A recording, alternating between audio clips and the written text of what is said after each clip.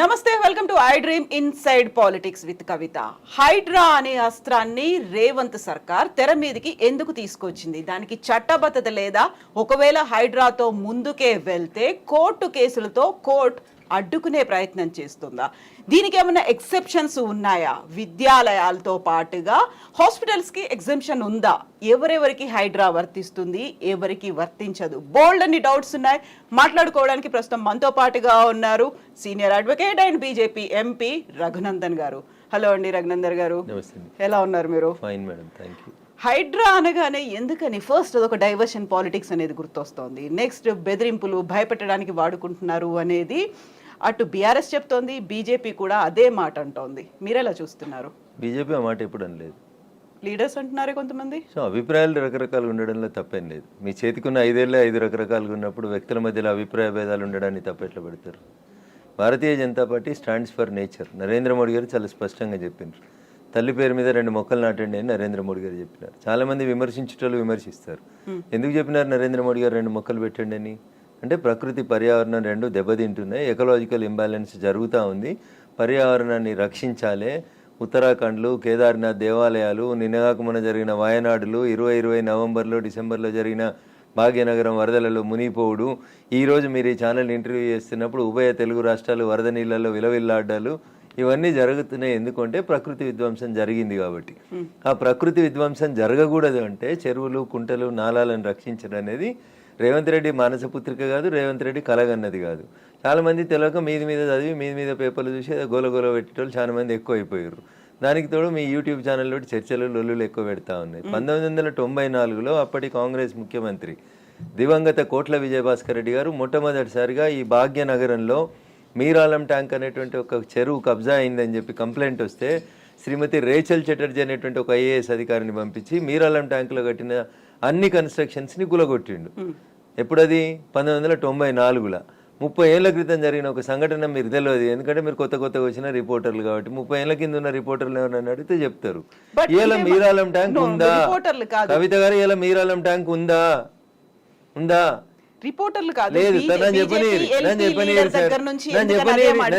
కవిత గారు, నన్ను చెప్పనీరు. అందరికి సమాధానం చెప్తా, మీకు కూడా చెప్తా నేను. తర్వాత 2007, 2008లో ఉమ్మడి ఆంధ్రప్రదేశ్ హైకోర్టు లోపల కొన్ని కేసులు వేసినారు. ప్రజా ప్రయోజన వాద్యాలు, కొంతమంది మీలాంటోళ్ళు నాలాంటోళ్ళు పోయి ఇక పలానా చెరువు కబ్జా అవుతుంది, పలానా నాలా కబ్జా అవుతుంది, భవిష్యత్తుకు నష్టం అవుతుంది అని చెప్పి వేసినప్పుడు ఆంధ్రప్రదేశ్ ఉమ్మడి హైకోర్టు 2010వ సంవత్సరంలో అన్ని డబ్ల్యూపీలని కలిపి జడ్జిమెంట్ ఇస్తూ లేక్ ప్రొటెక్షన్ సెల్ అనేది ఒకటి పెట్టమని చెప్పింది.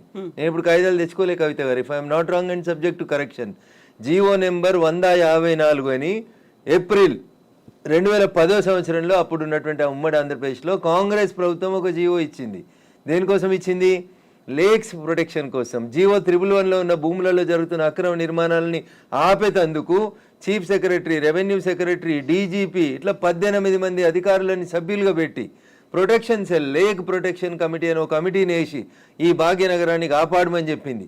తర్వాత అదే హైకోర్టు, ఆంధ్రప్రదేశ్ హైకోర్టే చెప్పింది, ఉమ్మడి హైకోర్టు, భాగ్యనగరంలో 2252 చెరువులు, కుంటలు ఉన్నాయి, వాటికి బఫర్ జోన్ అంతా ఫిక్స్ చేయండి, వాటిని ఎవరు కబ్జా చేయకుండా ఉంచండి అని చెప్పి 2010లో చెప్పింది. That was the peak time of Telangana movement. ఆ జడ్జిమెంట్ ఎవరు పట్టించుకోలేదు. అందరూ జై తెలంగాణ అనుకుంటూ తిరిగినాం. కట్టేటోడు కట్టిండు, కూర్చేటోడు కూర్చిండు, అమ్మేటోడు అమ్మిండు, మధ్యలో చాలా మంది నష్టపోయిండ్రు. అది జరిగిన తర్వాత 2014లో బాగా చదువుకున్న ఆయన వచ్చి మున్సిపల్ అడ్మినిస్ట్రేషన్ మంత్రి అయ్యిండు, కేటీఆర్ అన్నట్టు. ఆయన ఏం చేసిరు లేక్ ప్రొటెక్షన్ కోసం? ప్రతి చెరువును సుందరీకరణ పేరిట ఆయన దోస్తుల కోసం, ఆయనకు నచ్చిన బిల్డర్ల కోసం, వాళ్ళ ఇంట్లో ఉండే రాజ్యసభ సభ్యుల కోసం, పోయేందుకు తొవ్వల కోసం ప్రతి చెరువుని నాశనం చేసి 10 ఏళ్లలో కాకతీయులు కట్టిన చెరువులకి మిషన్ కాకతీయ అని పేరు పెట్టినవని నాటకం పెట్టి భాగ్యనగరంలో ప్రతి చెరువుని, ప్రతి కుంటని పేరున్న అన్ని బిల్డర్లకి ఇచ్చి నాశనం చేసి 2020 నవంబర్ డిసెంబర్లో భాగ్యనగరంలో వరదలు వచ్చినాయి. నేను దుబ్బాక ఎమ్మెల్యే గెలిచిన 1 నెల తర్వాత అప్పుడు ఏం చెప్పిండు కేసీఆర్? ప్రతి ఇంటికి 10,000 ఇస్తాం నష్టపోయినానికి అని చెప్పిండు, ఇచ్చిండు ఎలక్షన్ల కోసం చెప్పి. ఎందుకు మునిగింది ఆ రోజు భాగ్యనగరం? భాగ్యనగరం వెళ్ళే అవస్థలతో ఎందుకుంది? ఒక ఆయన వచ్చి విశ్వనగరం అంటాడు, ఇంకొక ఆయన వచ్చి 4వ నగరం అంటాడు, ఒక ఆయన వచ్చి సైబర్ నగరం అంటాడు. ఉన్న నగరాన్ని కాపాడు రవయ్య అని రఘునందన్ అంటున్నాడు. దీనికి ఎవరికి కష్టమైతే నాకేంది? రఘునందన్ చెప్పింది, హైకోర్టు ఎప్పుడో చెప్పింది అంటున్నా, 2010లో చెప్పింది. తర్వాత 2020లో కేటీఆర్ అంటే ఆయన మున్సిపల్ అడ్మినిస్ట్రేషన్ మినిస్టర్గా మళ్ళొక జీవో తీసుకొచ్చిండు. మళ్ళీ జీవో తీసుకొచ్చి ఏం చెప్పిండు, అప్పటి కొత్త జిల్లాలు అయినాయి, ఉన్న భాగ్యనగరాన్ని కాపాడలేనోడు, కూట్ల రాయి తీయలేని కేటీఆర్ అనేటోడు మళ్ళీ ఒక జీవో తెచ్చిండు. జీవో నెంబర్ 46/54, కరెక్ట్ గుర్తులేదు కవిత గారు నాకు, సబ్జెక్ట్ టు కరెక్షన్. దాంట్లో ఏం చెప్తాడు, మెదకు, సంగారెడ్డి, సిద్దిపేట జిల్లాలని కూడా ఈ లేక్ పరిరక్షణ కమిటీ లోపలికి తీసుకురావాలని చెప్పిండు. జీవో 2021 ఇచ్చిండు, 22లో ఇంకో జీవో ఇచ్చిండు. ఇచ్చి లోకల్ బాడీస్కి ఒక జాయింట్ కలెక్టర్ ఉంటాడు ప్రతి జిల్లాలో. ఆ లోకల్ బాడీస్కి జాయింట్ కలెక్టర్ ఎవరైతే కలెక్టర్గా పనిచేస్తున్నాడో ఆయనను వీటికి లేక్ల రక్షణ కోసం ఇన్ఛార్జిగా పెట్టిండు. ఎన్ని చెరువులు కబ్జా అయినాయి, ఎన్ని కుంటలు కబ్జా అయినాయి? సాక్షాత్తు రాష్ట్ర సర్వోన్నత న్యాయస్థానం హైకోర్టు చెప్పిన 2252 చెరువులు కుంటలు ఏడునే పోదాం పాండ్రి రాండి. మా జర్నలిస్ట్ మిత్రులు మరో మంచికో చెరువుని దత్తత తీసుకోరి, కాపాడు చెరువుని. రఘునందన్ ఏదో మాట్లాడుతూ ఉన్నాడు, రఘునందన్ హైడ్రాకి సపోర్ట్ చేస్తూ ఉన్నాడు, బీజేపీ ఎల్పీ లీడర్ వద్దన్నాడు, చెరువుల కట్టమని చెప్పిండా మా ఎల్పీ లీడరు? మా ఎల్పీ లీడర్ చెప్పిండు కదా, ఆ ఫాతిమా కాలేజ్ సల్కం చెరువులో కట్టిందని కూలగొట్టమన్నాడు. దాని గురించి ఎందుకు మాట్లాడారు? ఎవరిని బెదిరించినాం? మీ దగ్గర జేసీబీలు లేకపోతే మేము జేసీబీలు ఇస్తామో అని చెప్పినాం, ఇస్తామో అని చెప్పినాం. కిరాయి లేకుండా ఫ్రీగా ఇస్తామో నంబుల్లో జరులు, తప్పేముంది అందులో? మా ఎల్పీ లీడర్ గది మాట్లాడింది చూసిన నేను మాట్లాడిందని మా ఎల్పీ లీడర్ ఏడో కాంట్రాడిక్ట్ చేయలేదు. ఏం చేసిర్రు? కేవలం పెద్దల్ని కాపాడడానికి, పేదల కోసం ఫైట్ అనేది దీన్ని యాక్చువల్ గా ఎలా చూస్తున్నారు? పల్లంరాజు అంటే పేదోడా పెద్దోడా? పల్లంరాజు ఏ పార్టీలో ఉన్నాడు? నాగార్జున అనేటోడు పెద్దోడా చిన్నోడా? ఏం మాట్లాడతారు మీరు? మల్లారెడ్డి కాలేజీ కూలగొట్టొద్దా? మీరు పొందడం లేని ప్రశ్నలు అడగొద్దు. ఎవడు పెద్దోడు ఎవడు పేదోడు? చెరువులో కట్టినోడు పెద్దోడు అయితేంది, పేదోడు అయితేంది. చట్టం ముందు అందరు సమానలే అని ముచ్చట చెప్తాం కదా మనం అందరం. మరి పెద్దోడు అయితేంది, పేదోడు అయితేంది? వాయనాడు ఎందుకు కొట్టుకుపోయింది 4 రోజుల కింద? ఎందుకు కొట్టుకుపోయింది? ఇదే NDRAలు, నేషనల్ డిజాస్టర్ రెస్పాన్సిబుల్ టీములు అన్నీ కూడా, నేషనల్ డిజాస్టర్ మేనేజ్మెంట్ టీములు కూడా అన్నీ ఏం చెప్పినాయి? అక్కడ తొలగించుర్రు, ఆ కట్టడాల చెరువులు కడ్డంగా, గుట్టల కడ్డంగా, కొండల కడ్డంగా కట్టినాయి అని చెప్పారు. తొలగించిరా? తొలగించలేదు. తొలగించకపోతే ఏమైంది? పార్లమెంట్ నడుస్తున్నప్పుడు లాస్ట్ మంత్లో చూస్తున్నాగా మనుషులు కొట్టుకుపోయారు కదా, ఊర్లు కొట్టుకుపోయినాయి కదా. మీరు ఎందుకు ప్రకృతిని విధ్వంసం చేస్తారు అంటున్నా. ఎవరిచ్చారు మీకు ఆ రైట్? ఒక సైన్స్ టీచర్ అడుగుతున్నా, పక్కకు పెట్టి రఘునందన్ ఎంపీ బీజేపీ మెదక్ పక్కన పెట్టి మాట్లాడుతున్నా. పర్యావరణ హితం కోరుకునే ఒక సైన్స్ టీచర్గా మాట్లాడుతూ ఉన్నా నేను. ఎకలాజికల్ ఇంబ్యాలెన్స్ జరగొద్దు అని చెప్తా ఉన్నా. ఎకలాజికల్ ఇంబ్యాలెన్స్ జరుగుతూనే ఈ వరదలు వస్తూ ఉన్నాయని చెప్తున్నా. వీళ్ళు ఎందుకు విలవిల్లాడుతుంది దేశమంతా? ఎందుకు విలవిల్లాడుతూ ఉంది? ఈ మాటని 1917లో ఒక రష్యన్ ఎడ్యుకేషన్ హిస్టరీ చెప్తాడు టిఆర్ మాల్తూస్. ఏమని చెప్తాడు? మనుషులు 2 × 2 4 అవుతారు, 4 × 4 16 అవుతారు, 16 × 16 326 ఇట్లా పెరుక్కుంటూ పోతా ఉన్నారు. కానీ మనిషి అవసరమైనటువంటి పంచభూతాలు గాలి, నీరు ఇవన్నీ పెరుగుతున్నాయి. అట్లా మీరు పెరిగినంత స్పీడ్గా పెరుగుతున్నాయా? పెరుగుతలేవు. కాబట్టి ఏ డే విల్ కమ్, భూమి తనకు బరువు ఎక్కువ అయిన రోజు జనాభాని మనం నియంత్రించకపోతే తానే నియంత్రిస్తుంది అని చెప్పి 1917లో ఒక రష్యన్ ఎడ్యుకేషన్ హిస్టరీ చెప్తే 10th క్లాస్ బయాలజికల్ సైన్స్లో పాపులేషన్ ఎడ్యుకేషన్ అనే పాఠం పిల్లలకి చెప్పడాన్ని ఆచరిస్తామని ఒక స్టూడెంట్ అడిగితే ఆచరిస్తా అని ఒక కూతురికే కన్ఫైన్ అయిన ఒక టీచర్గా అడుగుతున్నాడు. నేను ఇలా ఈ ప్రకృతిని విధ్వంసం చేసే హక్కు నీకెక్కడిది? అందుకనే వాల్కనోలు, అందుకనే సునామీలు, అందుకనే ల్యాండ్ స్లైడ్లు వస్తున్నాయి మన దేశంలో. You have to control. ఆ కంట్రోల్ ఎక్కడ తప్పింది? తక్కువ ధరకు వచ్చిందని చెరువులో. భాగ్యనగరంలో జనాభా పెరిగితే చెరువును కబ్జా చేస్తావా? కుంట జాగా తక్కువకి వచ్చిందని కొనుక్కుంటావా? కమిషనర్ని మేనేజ్ చేసి పర్మిషన్ తెచ్చుకుంటావా? ఐఎమ్ ఆస్కింగ్ దిస్ గవర్నమెంట్, ఎవరైతే కమిషనర్ పర్మిషన్ ఇచ్చిండో ముందు వాడిని రిమాండ్ చేయి. ఏ బ్యాంక్ అయితే లోన్ ఇచ్చిందో ముందు ఆ బ్యాంక్ మేనేజర్ని రిమాండ్ చేయి. ఇరిగేషన్ వాళ్ళు చూస్తూ కళ్ళు మూసుకొని కళ్ళుండి చూడలేని కబోతులైన ఇరిగేషన్ ఎస్సీలను రిమాండ్ చేయి. హైదరాబాద్ని కాపాడాల్సిన అవసరం లేదా? భాగ్యనగరం విశ్వనగరంగా విరాజిల్లాలనే వద్దా?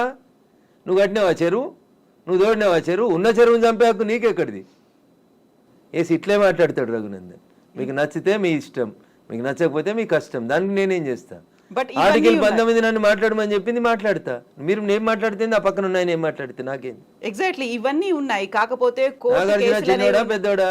కోర్టు కేసులనే భారతదేశ సర్వోన్నత న్యాయస్థానం చెప్పింది, సుప్రీంకోర్టు, చెరువులు, కుంటలు, నాలాలు ఎవరు కబ్జా చేసినా నిర్దాక్షిణ్యంగా గులగొట్టమని చెప్పింది. ఈ దేశంలో సుప్రీంకోర్టు కంటే పెద్ద కోర్టు ఏంది? ఏం కోర్టు ఉంది అంటున్నా? ఎవరు పడితే వాళ్ళు స్టే ఎట్లా ఇస్తారు? ఎవరు ఇచ్చారు మీకు అధికారం? సుప్రీంకోర్టు చెప్పింది వినాలని హైకోర్టులకు లేదా? ఏం వినాలే? మొన్న వేరు కదా హైకోర్టుకు అనురాగ్ యూనివర్సిటీ వాళ్ళు. ఆయన కాయిదాలు చూసి వారం రోజులు టైం ఇచ్చి తహసీల్దార్ను ఒకవేళ FTL ఉంటే తీసేయమని చెప్పిండ్రు. దానికి విద్యార్థులను అడ్డం పెట్టుకొని ఒక ఆయన, వెంచర్ను అడ్డం పెట్టుకొని ఇంకొక ఆయన, రాజకీయ నాయకులను అడ్డం పెట్టుకొని ఇంకొక ఆయన, ముఖ్యమంత్రి అన్నున్నాడని ఇంకొక ఆయన, ముఖ్యమంత్రి అన్నున్న కాలనీ అది దుర్గం చెరువు లేఅవుట్ కాదా అది? ఎట్లా లేఅవుట్ చేసిర్రు? అప్పుడు పర్మిషన్ ఇచ్చిన జిహెచ్ఎంసీ కమిషన్ని తెచ్చి ప్రాసిక్యూట్ చేయాలి కదా. దుర్గం చెరువు ఎన్ని ఎకరాలు ఉండాలి? ఇలా ఎన్ని ఎకరాలు ఉంది? ఒక కొత్త చెరువు కట్టే సూరత్ లేదు కానీ ఉన్న చెరువులు మింగి రేపు భవిష్యత్ తరాల పిల్లలకి ఏమి ఇద్దాం అనుకుంటారు మీరు? ఏమిస్తారు? బంజారా హిల్స్లో, జూబ్లీ హిల్స్లో కొండల్ని కంకర మిషన్లు పెట్టి పిండి చేస్తూ ఉన్నారు దుర్మార్గులైన రాజకీయ నాయకులు. ఆపున్నా పర్మిషన్స్ అని రేవంత్ రెడ్డి గారు. ఎందుకు ఆపవు? నీ పార్టీలో చేరింది ఎందుకైనా? ఎందుకు ఆ కొండలు ఎందుకు కొడుతుర్రు? ఆపుర్రా కొండలన్నింటిని కొట్టే వాటిని. ఇది ఇప్పటికిప్పుడు జరుగుతున్న విషయం కాదు, ఏళ్ల తరబడి రాత్రికి రాత్రి జరిగింది కూడా కాదు. ఎవరో ఒకరు మొదలు పెట్టాలా? ఎందుకు జరగలేదు? ఎవరో ఒకరు, అరే ఇంతకాలం నువ్వు గడ్డి తిన్నావు, ఇలానే అన్నం తింటున్నావు, it is wrong in it. మీరు గడ్డి తిన్నారు కాబట్టి నేను గడ్డి తినాలనా? నాకంటే ప్రభుత్వం ముందు తప్పు చేసింది కాబట్టి నేను తప్పు చేయాలనా? Once again I'm telling I'm not supporting Revanth Reddy. ఊరు బాగుండాలా వద్దా? పిల్లలు మీ కళ్ళ ముంగట వాయినాల్లో కొట్టుకుపోయినట్టు బురదలలో కొట్టుకుపోవాలని కోరుకుంటురా? నేను కోరుకుంటలేను. నా భాగ్యనగరం బాగుండాలని కోరుకుంటున్నా. ప్రపంచానికి హైదరాబాద్ ఒక కీర్తి ప్రతిష్టలు ఇచ్చిన నగరం. 400 సార్లుగా చరిత్ర ఉంది దీనికి. ఇంత మాట్లాడతారు అసలు. భాగ్యనగరాన్ని భాగమతి నది ఒడ్డున కట్టినప్పుడు ఎందుకు కట్టిర్రు? అప్పుడు ఏమైనా వరదలు రాలేదా? మూసికి వరదలు రాలేదా? అప్పుడు ఏం తెలుసా హైదరాబాద్ చరిత్ర వీళ్ళకి మాట్లాడేటోళ్ళకి? ఈ ముఖ్యమంత్రి వచ్చి మూసి ప్రక్షాళన అంటాడు, ఆ ముఖ్యమంత్రి వచ్చి కాళేశ్వరం అంటాడు, ఈయన 1,00,000 కోట్లు అంటాడు, ఆయన 1,00,000 కోట్లు అంటాడు. నేను వాళ్ళ కమిషన్ల కోసం మాట్లాడతలేను. నేను మల్లారెడ్డి గారు కడితే గులగొట్టుర్రి, పల్లారాజేశ్వరరెడ్డి గారు కడితే గులగొట్టుర్రి, నాగార్జున గారు గులగొడితే నేను కదా అందరికంటే ముందు మాట్లాడింది. కోర్టు స్టే ఇచ్చిందంటే ఎట్లా ఇస్తుంది కోర్టు అని అడిగిన. బరాబర్ అడుగుతా నేను. పొద్దున 6 గంటలకు కూలగొట్టుడు మొదలు పెడితే మధ్యాహ్నం లంచ్ మోషన్ అయింది, 3 గంటలకు స్టే అయింది. అది స్టే అని మీడియా మిత్రులు తప్పు రిప్రజెంట్ చేసిర్రు. స్టేటస్కో ఇచ్చింది, అది కూడా కరెక్ట్ కాదంటే నేను జడ్జి గారి ముందు కూడా ఇట్లా వాదిస్తా. నేను కూలగొట్టాలి అంటున్నా. 2014లో చెప్పింది అంటున్నా ఆంధ్రప్రదేశ్ ఉమ్మడి హైకోర్టు. ఏమని?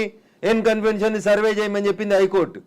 సర్వే చేసి హెచ్ఎండిఏ 2016లో రిపోర్ట్ ఇచ్చింది. అందులో 3.5 ఎకరాల FTL బఫర్ జోన్ ఉందని. 2016 నుంచి వెళ్ళడానికి ఎందుకు కూలగొట్టలేదు అంటున్నా. కోర్టు ఉత్తర్వులను ఎందుకు ఉల్లంఘించారు? ఏం జరిగింది అనుకుంటున్నారు మీరు? ఏం జరుగుతుంది? వాళ్ళ కోడలు బ్రాండ్ అంబాసిడర్ అయింది చేనేతకి. ఆమెకి చేనేత తెలియదు, చీర తెలియదు. ఆమె తెచ్చి బ్రాండ్ అంబాసిడర్ చేసారు. ఆ సంబంధాలు ఏం సంబంధాలు వాళ్ళు చెప్పాలి, అప్పుడు ఉన్న వాళ్ళు చెప్పాలి. నాకేం తెలుస్తుంది? వాళ్ళకి ఆ రంగుల లోకంతో ఉన్న రక్త సంబంధం ఏందో వాళ్ళు చెప్తే బాగుంటుంది. నానోరు ఎందుకు ఖరాబ్ చేస్తారు?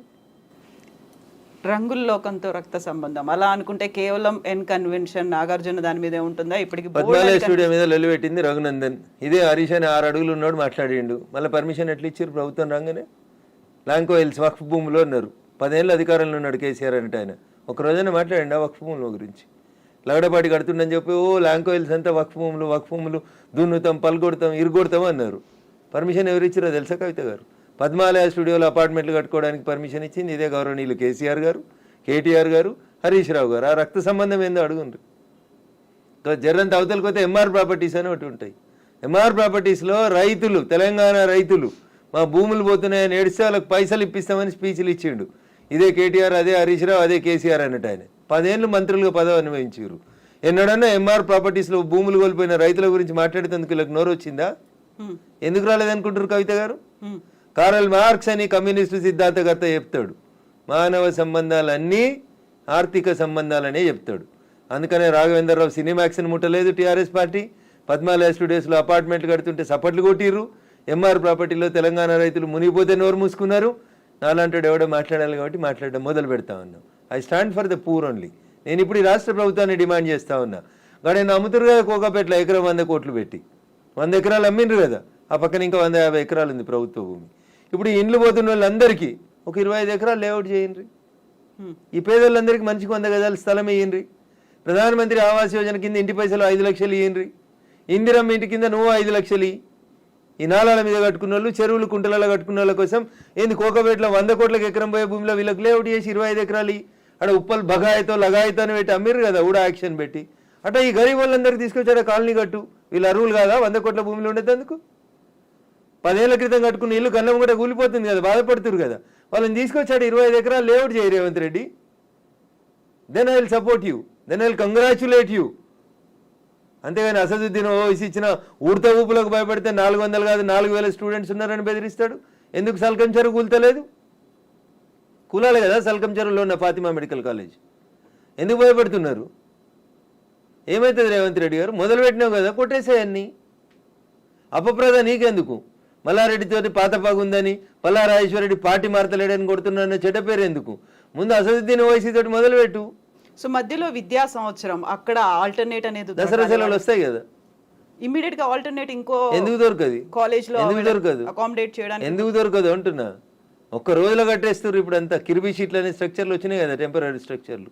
20 మొత్తం రింగ్ రోడ్ పక్కన అన్ని బిల్డింగ్లు ఖాళీగా ఉన్నాయి, తీసుకొని కట్టుకోమని ఉండ్రి.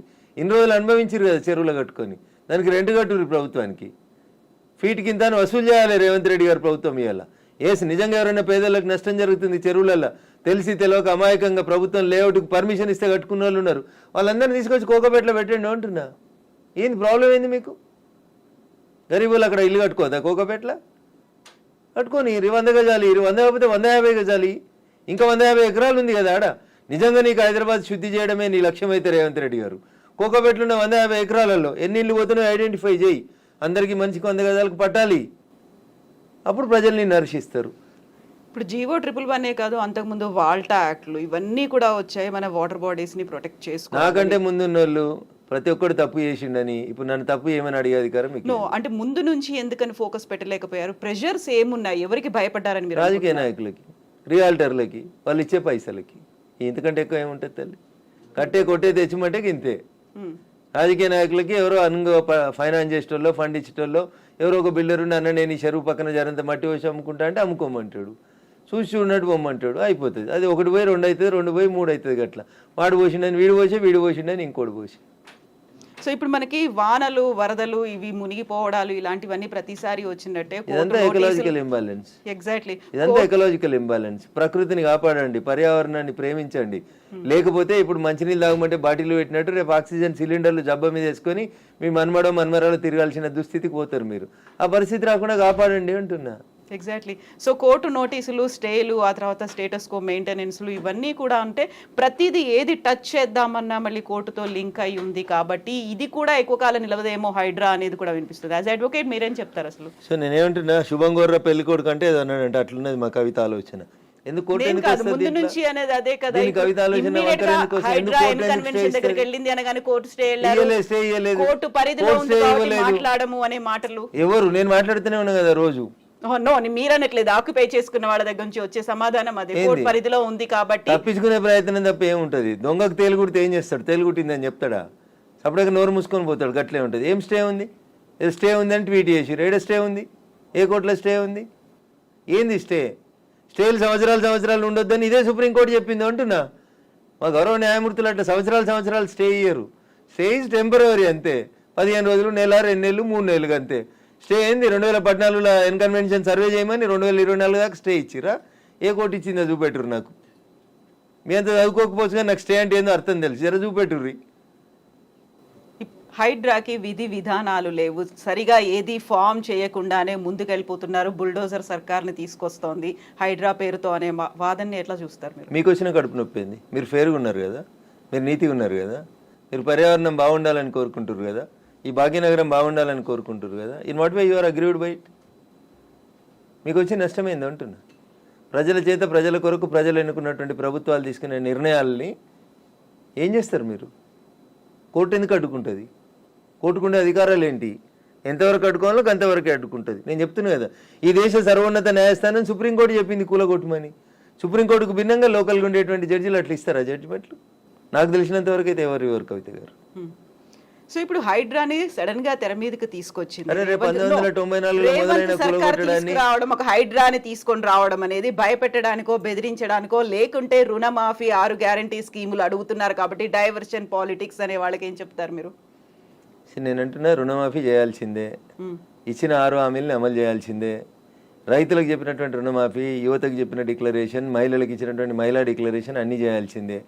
అవి చేసి ఇది వదిలేద్దామా? అవి చేయాల్సిందే, ఇవి చేయాల్సిందే. ఇది చేయమని చెప్పురు, అది చేయమని లొల్లి పెడతాం. మేము లొల్లి పెడుతూనే ఉన్నాం కదా. బీజేపీ ప్రశ్నిస్తున్న, బీజేపీ పేరిట ప్రశ్నిస్తున్న తెలంగాణ పేరిట మేమంతా నడుపుతూనే ఉన్నాం కదా. రైతన్నల రుణమాఫీ కోసం మాట్లాడితే హైడ్రా గురించి మాట్లాడొద్దా?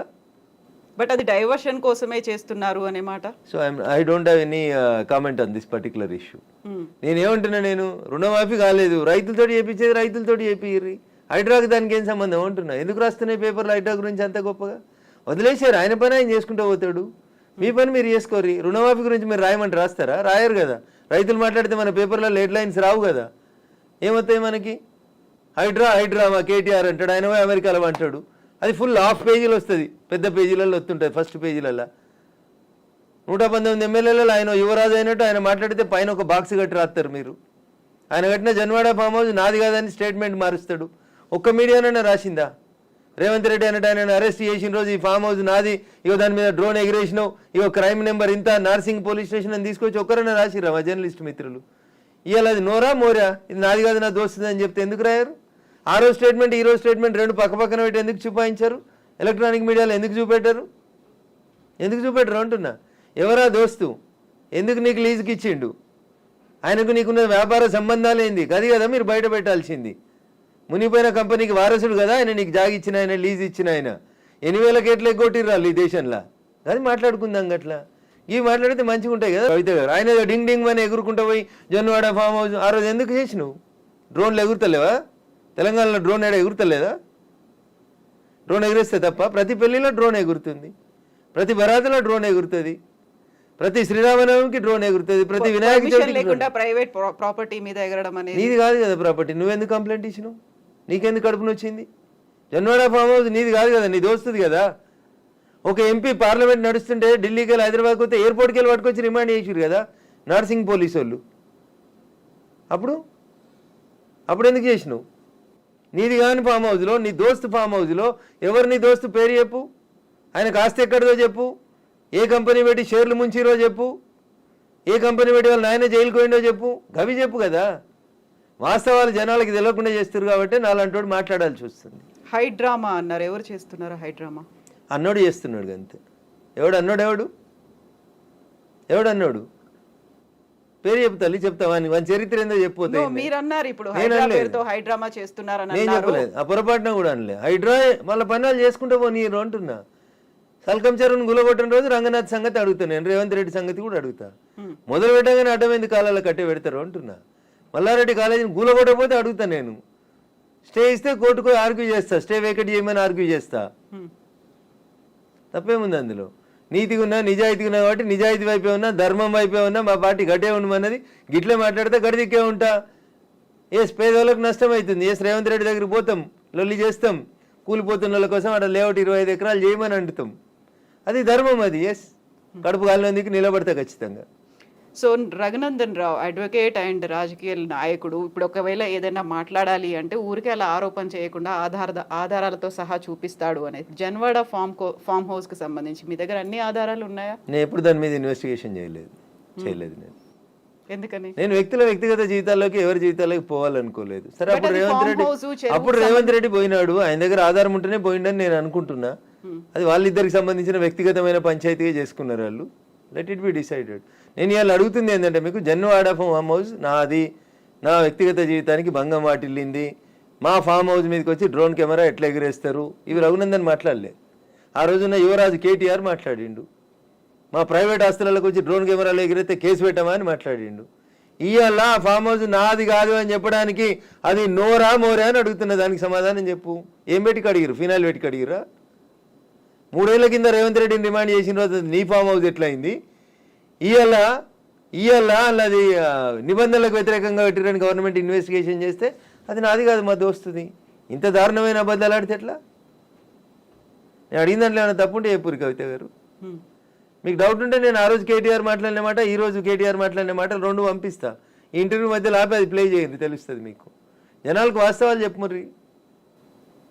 ఎస్, ఇప్పుడు పేదలకి సంబంధించి కూడా వాళ్ళు 30-40 ఏళ్ళుగా వాళ్ళు ఆ ప్రాంతంలో ఆశ్రయం పొందుతున్నారు అనుకున్నప్పుడు వాటిని కూడా కూల్చేస్తున్నారు. Not only in Hyderabad, Mahabubnagar కూడా వెళ్ళారు అని బీఆర్ఎస్ లీడర్స్ చూపిస్తున్నారు. ఎవరికైతే ఓటేసి గెలిపించుకున్నారో వాళ్ళు ఇప్పుడు వీళ్ళని పేదలు నిరాశ్రయులు చేస్తున్నారు అనేది. కవిత గారు, దీన్ని 2 పార్శ్వాలుగా చూడండి దయచేసి. హైడ్రా చేస్తున్న పనిని అభినందించుర్రి. చెరువులు, కుంటలు, నాలాలలో కట్టినవి తొలగించుండ్రి. ఒకవేళ అందులో నిజంగా గరీబోడు ఉంటే, ఎంక్రోచ్మెంట్స్ లేవు, పేదోడు బలైండు, అక్కడ ఒక మున్సిపల్ లేఅవుట్ అయింది, ఆ లేఅవుట్ ప్రకారం వాళ్ళు కొనుక్కున్నారు అని అంటే ప్రభుత్వం వాళ్ళకి ప్రత్యామ్నాయ ఏర్పాట్లు చేయాల్సిందే. It is an undisputed issue. మళ్ళీ చెప్తున్నా నేను, 2 రోజుల తర్వాత నేను అదే చెప్తా ఉన్నా మీకు. ఉప్పల్ బగాయితో లగాయితో, నాకు పేరు I'm not remembering or recollecting it proper. Uppal బగాయితులు ఎట్లా ప్లాట్ చేసి అమ్ముకుర్రో, ఇప్పుడు ఉన్నారు కదా రాజపుష్ప ఆయన 100 కోట్లకు ఎకరం రిజిస్ట్రేషన్ ఆపినావు కదా, ఆ 10 ఎకరాలలో ప్లాట్లు చేసి ఇచ్చేసే వీళ్ళకి. ఆ పక్కన ఇంకా 150 ఎకరాలు ఉంది కవిత గారు, దాంట్లోకి 25 ఎకరాలు లేఅవుట్ చేయి. ఈ ఇండ్లు కోల్పోతున్న వాళ్ళందరికీ అంటున్నా, your the custodian of the peoples money, అంతేగాని నువ్వు ఓనరు కాదు కదా. ఇటు ఇల్లు కోల్పోయినా నష్టపోయిన ఆయనకి 100 గజాలు ఇవి అంటున్నా. 100 కోట్లకు ఎకరం ఉన్న భూమిలో 100 గజాలు ఇస్తే you will not feel happy Kavitha garu? ఉంటారా ఉండరా? కొంచెమైనా కోపం తగ్గుతుందా తగ్గదా? ఇచ్చేయండి అంటున్నా. మియాపూర్లో 100 ఎకరాలు కొంతమంది పెట్టుబడిదారులు దోసుకున్నారు, కబ్జాలు చేసిర్రు, పంచురా భూముల్లో ఉంటున్న ఇట్లాంటి వాళ్ళకి అమాయకత్వంతో, తెలిసి తెలివనితనంతో లేఅవుట్లు, చెరువులు, కుంటలలో ఎవడన్నా బిల్డర్ చేసిన మోసానికి బలైన పేదోళ్ళు ఉంటే బరాబర్ వాళ్ళకి ప్రభుత్వం న్యాయం చేయాల్సిందే. కూలగొట్టడం ఎంత ధర్మమో పేదోని కాపాడడం కూడా అంతే ధర్మం. ఈ రెండు ఇన్సెపరబుల్ ఇష్యూస్. ఒక నాణానికి బొమ్మ బొరుసు ఎట్లుంటాయో చెరువుని కాపాడడం నీ బాధ్యతనే, నష్టపోయిన గరీబోని ఆదుకోవడం కూడా నీదే బాధ్యత. ఆదుకోవాలని కూడా ప్రభుత్వాన్ని మేము డిమాండ్ చేస్తా ఉన్నాం. ఎగ్జాక్ట్లీ. ఇప్పుడు హైదరాబాద్ హైడ్రాకి సంబంధించి ఈ ఒక అంశం రన్ అవుతూ ఉన్నప్పుడే ఇంకొక అంశం కూడా తెర మీదకి వచ్చింది. మహబూబ్నగర్ పోవద్దా? మహబూబ్నగర్లో చెరువు కబ్జా చేస్తే గులగొట్టొద్దా? ఎగ్జాక్ట్లీ. సిద్దిపేటలో చెరువు కబ్జా చేస్తే గులగొట్టొద్దా? వరంగల్ కూడా పోవాలి, ఏడికైనా పోవాలి. తప్పేముంది? నేను ఏమంటున్నా, చెరువు నువ్వు కట్టలేదు, చెరువు నువ్వు కాపాడలేదు, కాపాడకపోతే కబ్జా చేయకుంటున్నా నేను. What is wrong with me? నేను మాట్లాడింది దాంట్లో ఏమైనా తప్పుందా? చెరువు ఎప్పుడో మా తాతలు కట్టిరు, కాకతీయులు కట్టిరు అని మిషన్ కాకతీయ పెట్టినాం కదా. కాకతీయులు కట్టిన చెరువుని కూర్చేద్దాము ధైర్యం నీకెక్కడిది? మహబూబ్ నగర్ అన్నారు, మీరు ఏమంటున్నా సిద్దిపేటకు రాని, కరీంనగర్కి రాని, నిజామాబాద్కి రాని, వరంగల్కి రాని, చెరువు ఏడ పొడిస్తే ఆ ఊరికి రాని అంటున్నా. దానికి ఊర్లు ఎందుకు? ఇంకా చెరువులు తెలంగాణ మాది కాదా? మీరెవరు అంటున్నా చెరువులు, కుంటలు, నాలాలు కబ్జా చేసేందుకు? నెక్స్ట్ జనరేషన్ కూడా కావాలి కదా. కొంగలు లేవు, ఊర పిచ్చుకలు లేవు, నెమలు లేవు, జింకలు లేవు, దుప్పులు లేవు, కనబడతలేవు అని అంటున్నా.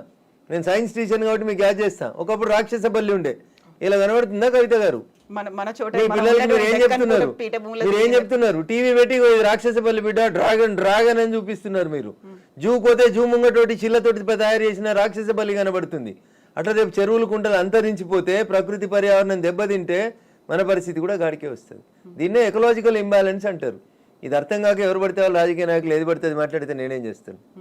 బట్ ఇదంతా స్వచ్ఛందంగా రావాల్సినటువంటి ఒక అవగాహన, లేకపోతే ఫైట్ చేయాలనేటువంటి ఒక ఆలోచన రావాలి. అది ఎందుకని వ్యక్తిగతంగా కూడా రాలేదు? వాళ్ళ మీద ఏం ప్రెషర్ ఉంది అనుకుంటున్నారు మీరు? నేనేమంటున్నా, మంచి కోరుకునేటోళ్ళు 10 మంది ఉంటే చెడు కోరుకునేటోళ్ళు 90 మంది జరుగుతూ ఉన్నారు సమాజంలో. దానివల్ల ఈ పొరపాటు జరిగింది. నిన్న పొరపాటు జరిగింది, ఈరోజు మేల్కుందామా వద్దా? మన కళ్ళ ముంగట వాయనాడు జరిగింది, మన కళ్ళ ముంగట ఉత్తరాఖండ్ జరిగింది, మన కళ్ళ ముంగట కేదార్నాథ్ జరిగింది. శివుడు ఆజ్ఞ లేకపోతే చీమ గర్వదే అని చెప్తారు. కేదార్నాథ్లో శివయ్యని దర్శనం చేసుకోవడానికి మంచి భక్తి శ్రద్ధలతో పోయారు అమాయక ప్రజలు. కొట్టుకోపోలేదా వరదలల్లా? బట్ ఇక్కడ ఉత్తరాఖండ్ కావచ్చు, కేరళ కావచ్చు, మిగతా పర్వత ప్రాంతాల్లో ఉన్నట్టు దాంట్లో వినిపించేటువంటి వాదన అక్కడ డెవలప్మెంట్ కావాలా, డెవలప్మెంట్ వద్దంటున్నారా మీరు అనే వాదన కూడా ఉంటుంది కదా.